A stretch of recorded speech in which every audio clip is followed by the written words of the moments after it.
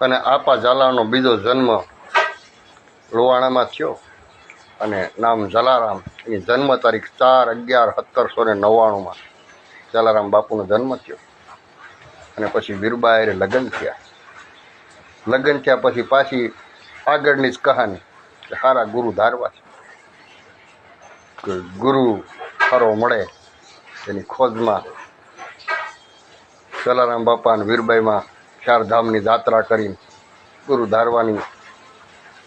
ક્યાંય ગુરુ સારો મળે, ક્યાંય ગુરુ સારો મળે. તો ફતેહપુરમાં ભોજલરામ હતા વખણામ, અને ફતેહપુરમાં ફતેહ થયા. ભોજલરામ બાપુને મળ્યા અને કંઠી બાંધી. અને ભોજલરામ બાપુએ કીધું કે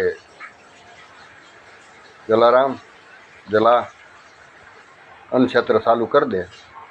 અને અન્નક્ષેત્ર ચાલુ કર્યું ને એ તારીખે 18/11/1820 જલારામ બાપુએ અન્નક્ષેત્ર ચાલુ કર્યું.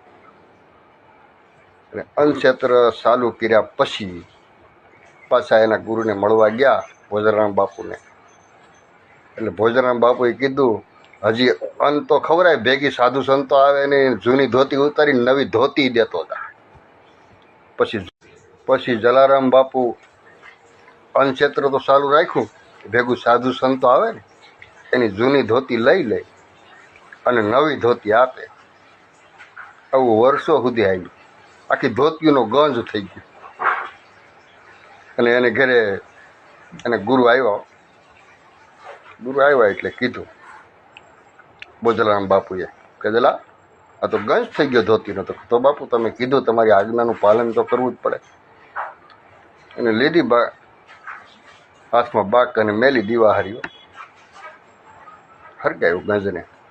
બધી ધોતી હરગી ગઈ, એક ધોતી ન હરગી.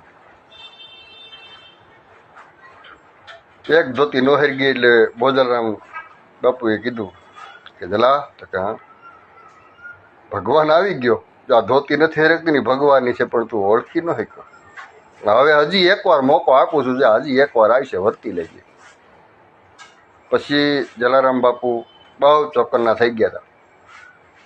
અને બીજી વાર જ્યારે ભગવાન ત્યાં આવ્યા અને જાત્રાએ જવા માટે ગઈઢું શરીર છે એમ કરી અને વીરબાઈમાંની માગણી કરી કોઈ સેવાવાળું વ્યક્તિ હોય તો, ત્યારે જલારામ બાપુ એને હથોહથ આપી દીધા હતા. અને પાદર ઉતરીને ભગવાન ધોકો ધડકી બધું મેલીને ભાગી ગયા હતા. આ ઇતિહાસની તમને ખબર હતી.